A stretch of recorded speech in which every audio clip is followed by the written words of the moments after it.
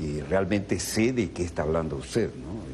Y testimonios de primera mano, desde luego, porque cruzar el charquito era salvarse la vida, ¿no? Sí. Cuénteme, ¿a dónde va América Latina? América Latina se debate hoy en dos grandes proyectos políticos que en cada país tiene sus particularidades. En América Latina ha habido tres revoluciones: la revolución bolivariana, la revolución ciudadana de Ecuador y la revolución democrático-cultural que dirige el compañero Evo Morales. Espectacular. Sí. Todo esto insólito. Sí. Y al mismo tiempo. Y procesos que no han sido constituyentes, no han sido de cambios constitucionales, pero han sido procesos de profundidad desde el punto de vista democrático. Lo que yo llamo la insurgencia de la democracia radical latinoamericana. Eso es un hecho político, que no es igual de un lado a otro. Es decir, son procesos distintos, que tienen momentos históricos distintos. Pero hay un amigo mío, senador boliviano, senador Mendoza, que me explicaba algo que es muy importante. Me decía, lo que ha pasado a partir de Chávez hasta el momento solo tiene su símil histórico en lo que pasó desde las rebeliones comuneras del 1781 a la independencia. Es decir, que en un momento histórico dado, en todo un continente, se presenta un proceso revolucionario de emancipación. Creo que en eso estamos. Ahora, América Latina también tiene otra parte, tiene países y gobiernos que están dirigidos y conducidos por el neoliberalismo. Y rampante. Sí, sí, están y hay en esos pueblos una tremenda lucha de las fuerzas populares, una tremenda lucha de las fuerzas democráticas, precisamente para tratar de superar esas políticas neoliberales que tanto daño le hacen a los pueblos. ¿Chile? En Chile, que habría que decir también una cosa, es decir, ¿cómo es que tú te llamas socialista si aplicas un programa neoliberal? Eso algún día alguien tendrá que explicarlo. No nos corresponde a nosotros explicarlo. Tendrán otros que explicarlo alguna vez. Es contrasentido más absoluto. Pero es un contrasentido. Y creo que en este momento se discute precisamente las dos grandes posibilidades que tiene América Latina. A ver. En primer lugar, que vayamos hacia una integración entendiendo que tenemos políticas distintas. Europa. Unidad dentro... No, es un proceso distinto. La Unión Europea es un proceso distinto.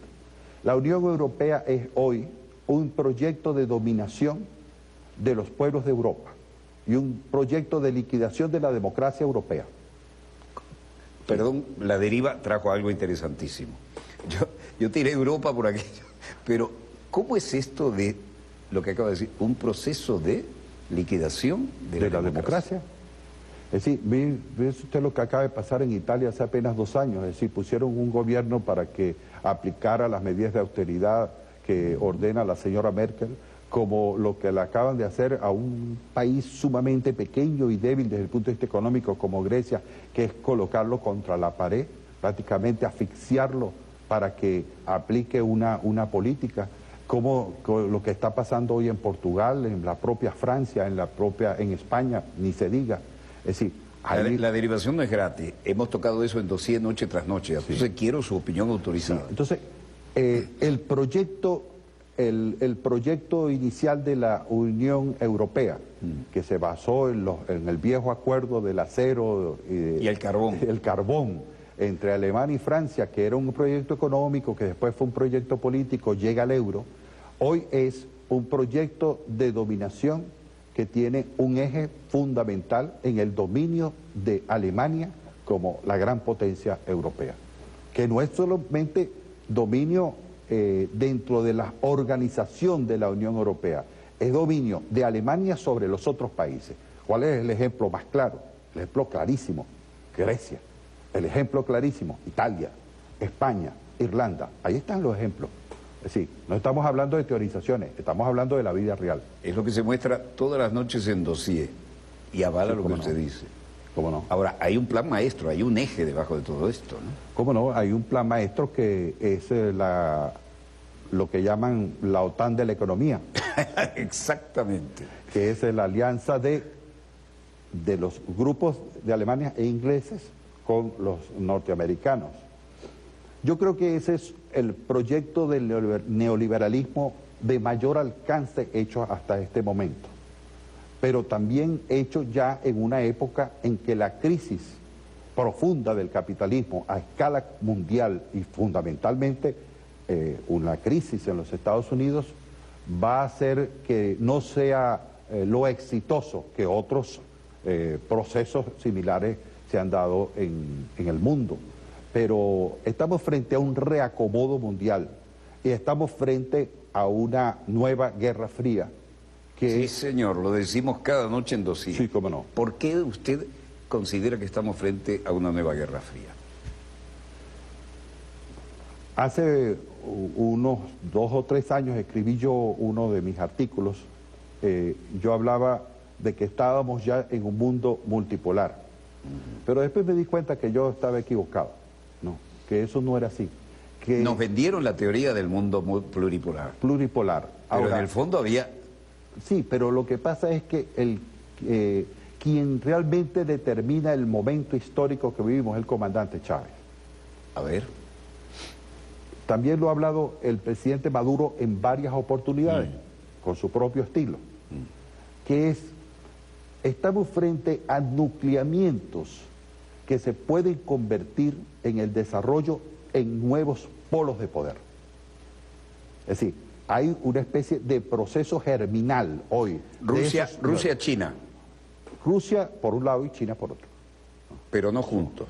No bailando, pero juntos, no pegados. Porque estamos frente a una guerra fría que no es el alineamiento al lado de Estados Unidos o el alineamiento al lado de la Unión Soviética.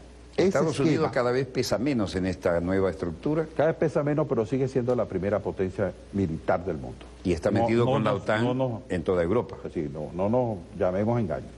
Ahora, lo que no hay es una línea de demarcación. Es decir, hay estos centros de poder, se están hoy disputando territorio y se están disputando recursos naturales y mercados. Y por supuesto, los sucesos de todo el Oriente Medio y el norte de África llegaron a un punto en que fue Siria y Ucrania. Yo creo que esos dos hechos marcaron un nuevo momento en la historia moderna. Y además, bueno, desaparecer a Gaddafi, intentar desaparecer ahora el actual gobierno de Siria, cambiarle la geopolítica al Magreb, ¿no es parte de un reacomodo donde uno puede decir...? Sí, pero es un reacomodo mundial, pero también es un reacomodo regional y es un reacomodo a lo interno de los países. En estos días veía una interesante entrevista a un filósofo español, Santiago Alba Rico, que ha vivido o ha trabajado en el Cairo, está muy vinculado al mundo árabe, y decía que esos parámetros, esos lineamientos, esas marcadas de línea en el mundo árabe no son, que se hacen, que lo hacemos nosotros los latinoamericanos y que se hacen en Europa, no son aplicables. Dice, ahí las líneas son un poco más sinuosas, ahí las líneas son más difíciles de precisar. ¿Por qué? Porque hay, por ejemplo, trabajo de Rusia con Israel, que tiene una coordinación. Y recientemente incrementada, ¿no? Sí, cómo no. ¿Con qué fin? Todavía no lo tengo claro. Irán participando de una posición, Arabia Saudita y los Emiratos Árabes es otra posición, lo que es el nuevo gobierno de Egipto es otra posición. Es decir, estamos frente a una situación muy compleja que no es bueno simplificar. Bueno, no es correcto. Los Emiratos, yo voy a hacer una simplificación, a ver si están... Los Emiratos, Arabia Saudita y todas las testas coronadas necesitan preservarse ante los impulsos de cambio de estructuras que vienen en los países árabes donde todo parecía sólido y tradicional. Las testas coronadas, como yo les llamo, de los multimillonarios, están realmente mirando a cada lado y con cierto temor, ¿no? Sí, pero hay que tomar en cuenta que hay un proceso muy regional, muy de problemas entre las correlaciones de fuerza en el propio Medio Oriente. Pero esas correlaciones de fuerza, por ser el sitio donde más petróleo hay después de Venezuela, indican que Pekín, o Beijing, como se dice ahora, Moscú y Washington y Londres, estén pendientes de lo que ahí pasa. Lo que pasa tiene una irradiación, lo que hoy está pasando en Siria, tiene una irradiación mundial indiscutible. Ya lo advirtió el comandante Fidel Castro hace varios años. Muchas veces lo dijo. Cuando escribía sus artículos, sus reflexiones, no, aquellos artículos que escribía con mayor regularidad. Sí. Ya lo dijo el comandante Fidel Castro, que eso va por ahí. Ahora, ¿qué es lo importante para América Latina? Volviendo al caso de América Latina, que hay dos grandes proyectos, un proyecto democrático y un proyecto neoliberal.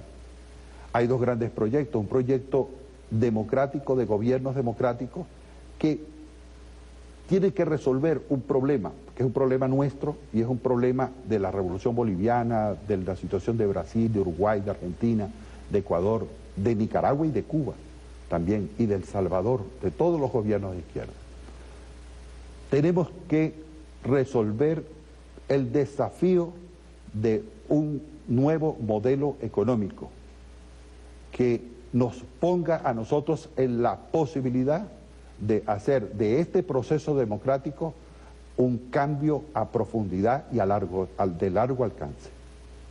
Recuerdo muy bien al comandante Chávez en el programa teórico número 1, en el nuevo presidente teórico número 1, en el 2009 o 2010, no recuerdo la fecha, donde hablaba un poco de esto y decía, tenemos que ir produciendo una nueva teoría, una nueva economía política, una nueva teoría económica que nos ponga en esa posibilidad. Hay algunos elementos, tampoco es que no hay nada, pero creo que esto es una de las grandes discusiones.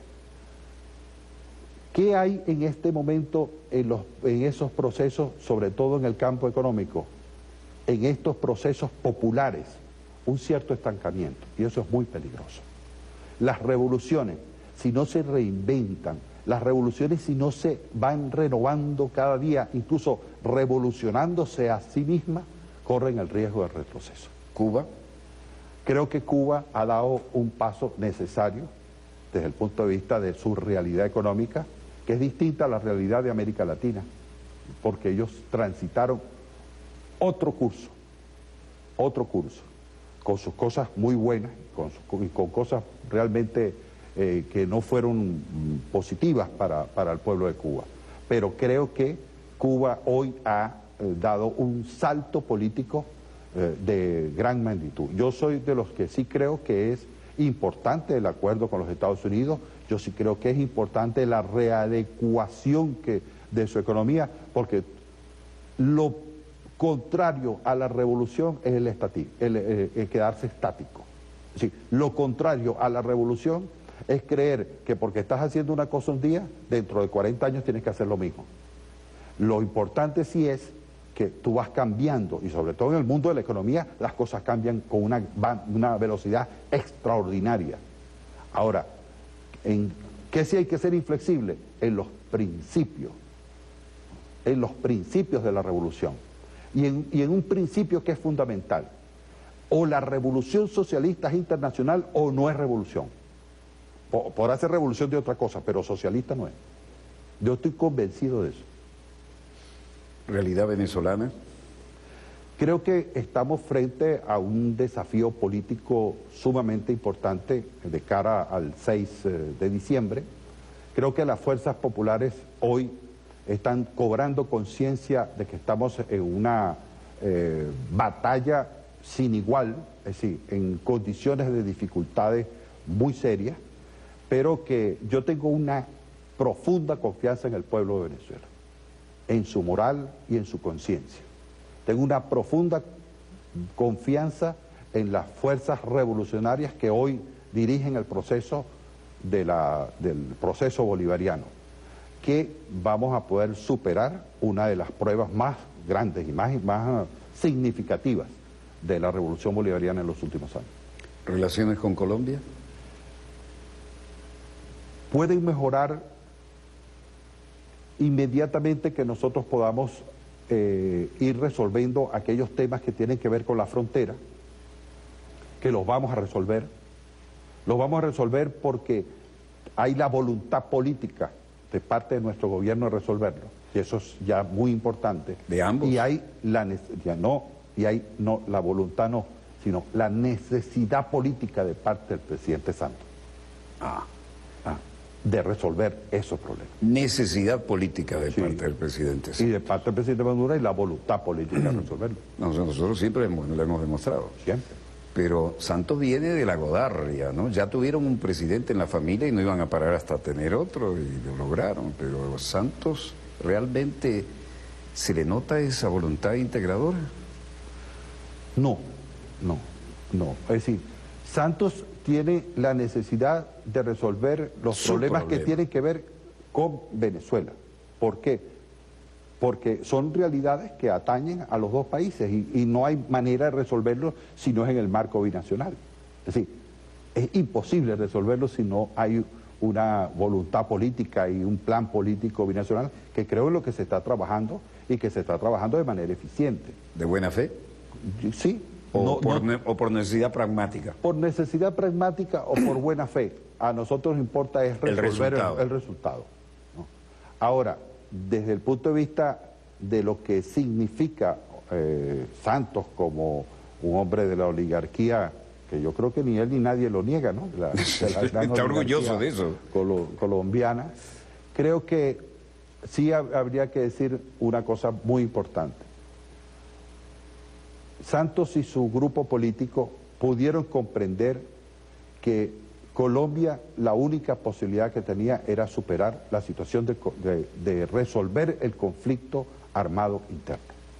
Y eso, por supuesto, tiene una gran significación.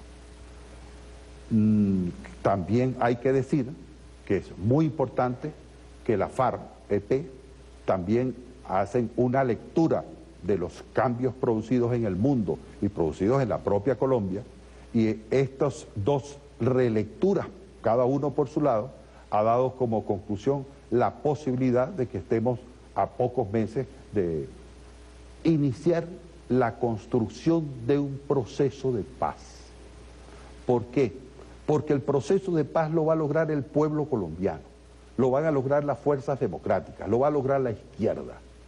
La izquierda colombiana es la que va a lograr la verdadera paz. Yo coincido con el estupendo escritor William Ospina, que no es precisamente Santos y su grupo político el que va a garantizar la paz. ¿Quién es entonces?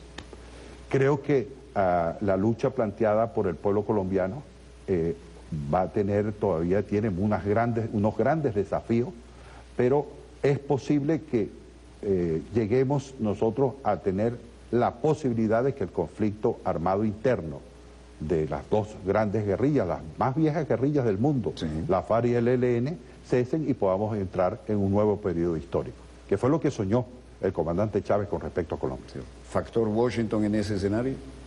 Creo que 7 bases gringas, derecho a usar el espacio aéreo, naval, marítimo. Washington ve la imposibilidad de hacer retroceder los acuerdos. Va a tratar de boicotear todo el proceso posterior a los acuerdos.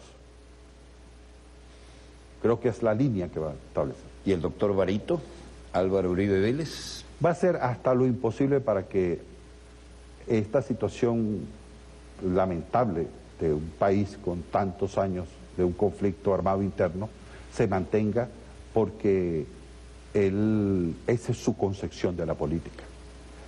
El triunfo de esto significa colocarlo en un outsider. No, pero es que si se llega a un acuerdo de paz, ¿quién es el gran derrotado? El gran derrotado va a ser Álvaro Uribe Vélez. Por eso digo, su vida política está en juego. Bueno, sí. Yo deseo de todo corazón que se dé el escenario más optimista que tenemos, pero me parece un personaje tan siniestro y con tanto poder y con tanto... no es que lo subestimo, ¿no? Tampoco lo sobreestimo, pero me parece un personaje que es capaz de patear la mesa en el momento que se vayan a firmar los acuerdos que a él no le gusten. Sí, pero depende de los actores principales. Fíjate, hace 3 meses estaba naufragando el proceso. Cierto. Y la reunión entre el principal jefe de la FARC Timochenko y el presidente Juan Manuel Santos relanzó el proceso de paz y estamos frente a una nueva situación política y además a escasos momentos, a escasos días de un proceso electoral que va a tener incidencia en el proceso de paz. ¿Papel de Washington en todo esto, una vez más? Creo que Washington tiene la necesidad hoy en América Latina de debilitar por la vía económica, política y mediática a los gobiernos democráticos del continente. Ese es su gran objetivo. Si Washington logra, como lo ha logrado, desestabilizar todo el Medio Oriente y recomponer la correlación de fuerza en el Medio Oriente y derrotar políticamente a las democracias revolucionarias de América Latina, la posibilidad de que la hegemonía norteamericana vuelva a estar presente como en primer plano va a ser posible. Ahora, creo que... Está cuidando por los medios que sea el petróleo del Medio Oriente, pero no puede prescindir del petróleo de Venezuela. No puede prescindir... Petróleo, gas, agua... El petróleo es un hecho objetivo que necesita la gran industria de Europa y de los Estados Unidos. Pero en el caso de Venezuela, en el caso de la intensa lucha del gobierno de Washington contra Venezuela, es por petróleo, pero también es por el ejemplo. Ese es un temazo. Por el ejemplo que significa no arrodillarse frente a los dictámenes del imperialismo. Seguido el ejemplo que Caracas dio, sigue vigente. Sigue vigente. Y a mantener una posición digna y firme como la que mantuvimos todos los venezolanos frente al decreto de Obama, frente a todas estas maniobras, frente a todos estos ataques que ha lanzado Washington contra nuestro país, nos coloca a nosotros ciertamente en la primera línea de fuego. Bienvenida sea estar en la primera línea de fuego. Estamos contentos de estar en la primera línea de fuego de la lucha contra el imperialismo. ¿Obama nos está usando para su reelección? Yo creo que Obama está buscando la posibilidad de, con Venezuela, contrarrestar los efectos que tuvo tanto el acuerdo con Irán como el acuerdo con Cuba.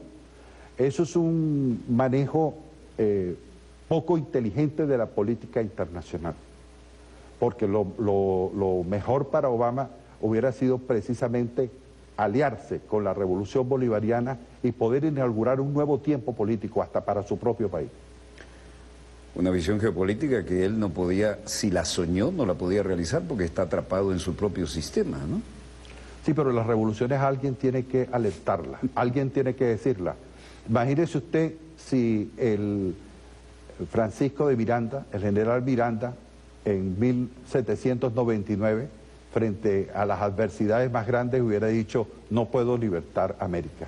No, siempre tiene que haber alguien que diga, sí se puede. Y en Estados Unidos hay ejemplos de gente muy valiosos, de gente que ha subido la lucha, como fue el gran líder que fue Martin Luther King. Así le fue. ¿Cómo no? Pero la obra queda, ¿no? Ahí está, ahí está. ¿Hay alguien que herede ese capital político de Martin Luther King en este momento? Porque Obama pudo haberlo heredado, pero el sistema no lo hubiera asimilado, ¿no? No, yo nunca jamás pensé ni creí que Obama heredara a Martin Luther King. Obama es parte de la élite política norteamericana. Si no, no llegaba. No. Tiene que ser el tío Tom, probado y comprobado. Los pueblos saben, el Quijote le decía una vez a Sancho Panza que lo que pasa es que tú no conoces mucho del mundo y por lo tanto frente a las adversidades crees que las cosas son imposibles. Dice, dale tiempo, que eso podría llevarnos a que veas las dulzuras de las victorias y no tanto las amarguras de la derrota. Siempre se puede extrapolar algo interesante, ¿no? Del clásico.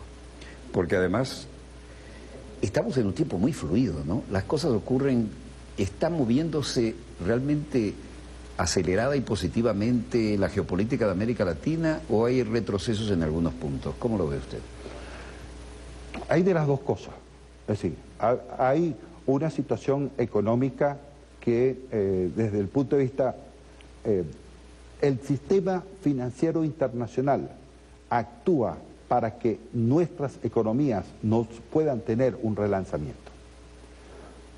Es decir, la caída de los precios de petróleo, la caída de los precios de los alimentos. Que si la caída del precio de petróleo no había resurgimiento económico. Por supuesto, ¿no? Pero también de otros commodities, como dicen ahora sí. Los tecnócratas. Sí, pero en todo caso, estamos frente a una situación donde el capitalismo a escala global no tiene su asidero en la producción y en el comercio, sino tiene su asidero es en la burbuja financiera. Eso es una realidad mundial del capitalismo. Ahora, ¿a dónde va a conducir eso? Eso conduce a un desastre desde el punto de vista económico, ambiental, el desastre que significan hoy las migraciones, las guerras, el terrorismo, todo esto que muy bien tú explicas todas las noches en Dossier. Ahora, ¿cómo nosotros podemos abordar esto? En primer lugar, teniendo serenidad, teniendo profundidad en el análisis, no quedándonos en las consignas, sino yendo al fondo de los problemas, porque estamos en condiciones de dar un salto desde el punto de vista económico y estamos en condiciones además de que la integración política sea acompañada por un gran plan económico de toda América Latina, pero particularmente de América del Sur. Yo creo, coincido totalmente con lo suyo, me da la impresión de que es América del Sur la que se está concentrando en esa tesitura, ¿no? De alguna manera y con diferentes matices. No tanto Centroamérica, y ni hablar de México, ¿no? ¿Será que estamos reconstruyendo algo? Porque en 1994 México firma el TLC con los Estados Unidos. Esa es la Entró razón. al paraíso. Esa es la razón. Y hoy habría que leer un gran libro, se llama Hermanos en Armas, que hace un extraordinario periodista, Luis Hernández Navarro, de La Jornada, para ver cuál es la realidad social hoy de México, que realmente es muy lamentable. Lanzaron el boomerang y volvió y les dio en la nuca. Ay, sí. Bueno, 30 segundos para cerrar. Díganos algo de su intuición privilegiada, que no es intuición, es producto de un análisis académico gigantesco y una experiencia en ese campo, ¿no? Sí, creo que hoy el mundo se mueve aceleradamente hacia una gran confrontación en el plano de las ideas, en el plano de dos grandes proyectos. Un proyecto de liberación que inició nuestro comandante Chávez y ha sido seguido por varios pueblos de América Latina y del mundo, y un proyecto de dominación que tiene mucho poder aún, pero que tiene pies de barro. Nosotros representamos el camino de la liberación. Ellos representan el camino de algo que va a fracasar históricamente, como es el neoliberalismo. Muchísimas gracias. Pocas veces hemos estado tan encantados con la profundidad, el diálogo y todo lo que se ha dicho aquí y lo pedagógico con que usted lo expresa, ¿no? Así que quiero agradecerle el honor de haberlo tenido acá. Espero que, y esto no es un lugar común, que cuando usted lo considere oportuno venga y nos haga el honor de ocupar ese sillón. Y usted sabe que esto no lo digo con frecuencia. Estamos en absoluta sintonía y queremos seguir aprendiendo de su experiencia y su capacidad de análisis. Y quiero pedirle al equipo que me secunde en esto. Equipo, ¿cómo quedó esto? ¡Bien! ¿Cómo? ¡Muy bien! Muchas gracias. A usted. Disponga usted de las cámaras, señor director.